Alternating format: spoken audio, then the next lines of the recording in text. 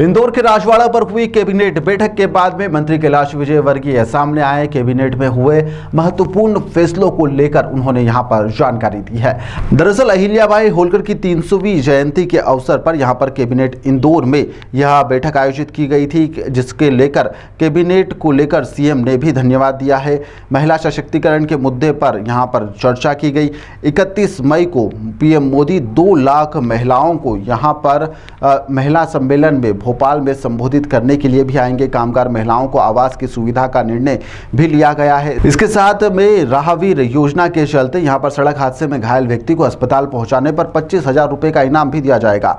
वहीं पर सरकार किसानों की आय दुगनी करने के लिए भी लगातार काम कर रही है। एमएसपी बढ़ाया जा रहा है। एमएसपी पर हमारी सरकार 2400 से 2500 एमएसपी के बाद में अब बोनस देकर 2600 रुपए पर इसकी खरीदी हुई है। पिछली बार यहां पर 62% से अधिक की खरीदी की गई है। वहीं पर 20,000 करोड़ रुपए किसानों को अब तक बांटा गया है। इसके साथ ही कई महत्वपूर्ण विषयों को लेकर मंत्री कैलाश विजयवर्गीय ने जानकारी दी है।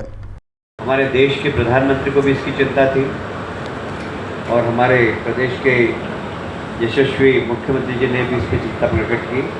मुझे कहते हुए गर्व है कि अब कहीं पर भी एक्सीडेंट होगा, जो भी राहगीर रोक कर उस घायल व्यक्ति को अस्पताल तक पहुंचाएगा या उसको प्राथमिक स्वास्थ्य केंद्र तक पहुंचाएगा, उसको 25,000 रुपये सरकार की ओर से मिलेगा।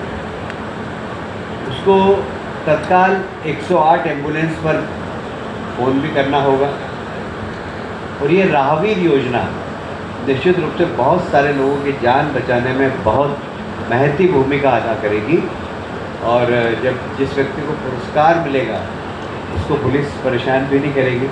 एक निर्देश शासन की ओर से है कि जो भी व्यक्ति घायल व्यक्ति को उपचार के लिए या उसकी जान बचाने के लिए सहयोगी बनकर सामने आए, पुलिस उसके सहयोगी बने, इससे प्रश्नवाचक चिन्ह नहीं करें। मित्रों, आप सभी जानते हैं कि शहरों का विकास बहुत तेज़ी से हो रहा है और कई बार 2 शहरों के बीच में यदि विकास करना हो तो कौन सी एजेंसी करे, ये हमेशा एक प्रश्न चिन्ह उठता है। जैसे इंदौर के लिए हमको अंतर्राष्ट्रीय एक एयरपोर्ट चाहिए। अब उस एयरपोर्ट को नगर निगम बनाए, कौन ज़मीन उसकी सिलेक्ट करे। इसके लिए बहुत ज़रूरी था कि एक ऐसी संस्था हो जो कि इस बारे में विचार करे। 2-3 शहरों के बारे में कैसे एक समेकित डेवलपमेंट और 2-3 शहर क्लब होकर विकास के बारे में सोचें। इसके लिए महानगर कौंसिल का एक, जब संविधान का 74वां संशोधन हुआ था उस वक्त संविधान में ये गाइडलाइन थी कि शहरों को एक महानगर परिषद बनाना चाहिए। तो हमने भी आज की कैबिनेट में महत्वपूर्ण निर्णय लिया है, जिसमें इंदौर, भोपाल, उज्जैन, जबलपुर, ग्वालियर मेट्रोपॉलिटन विकास प्राधिकरण बनेगा। अब अभी एक हमने नियम का एक ढांचा बनाया है, उसके बाद इसमें कैसे हमें जनप्रतिनिधि को जोड़ना, जनप्रतिनिधियों के लिए काम, जनप्रतिनिधियों के मार्गदर्शन में काम करना। यह जब प्राधिकरण बना है तो इसका काम सिर्फ 2 संस्थाओं के बीच में गैप फिलिंग का है। इससे नगर निगम का काम प्रभावित नहीं होगा, प्राधिकरण का काम प्रभावित नहीं होगा, वो अपने क्षेत्र में काम करते रहेंगे।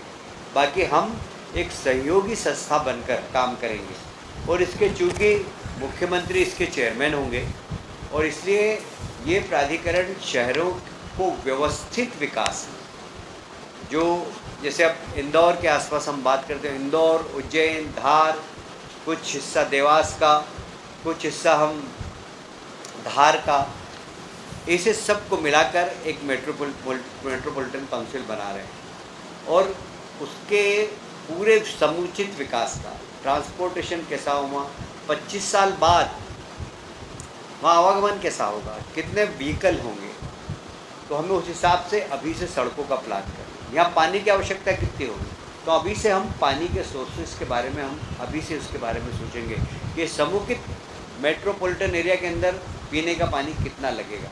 यदि उस क्षेत्र के अंदर खेती है तो खेती किसान को पानी समुचित रूप से मिल सके, क्योंकि हमारे खेत को पानी देने का हमने संकल्प लिया। तो ये सब काम मेट्रोपॉलिटन काउंसिल करेगी और इसके 3 चरणों में इसकी कमेटी है। 2 चरणों के चेयरमैन मुख्यमंत्री होंगे, 1 चरण के माध्यम तीसरी हमारी काउंसिल बनेगी। उसमें लोकल शहर के सांसद, कमिश्नर, सारे जनप्रतिनिधि होंगे। इसमें जनप्रतिनिधियों का मार्गदर्शन और जितने विधायक इस क्षेत्र के हैं वो सब कभी भी आकर किसी भी प्रकार का कोई सुझाव देना चाहें तो दे सकेंगे। कुल मिलाकर इसका उद्देश्य है कि 2 संस्थाओं के बीच में फिल अप द गैप, जो गैप भरने का एक काम करेगी और विकास तेज गति से हो इस दिशा में काम करेगी।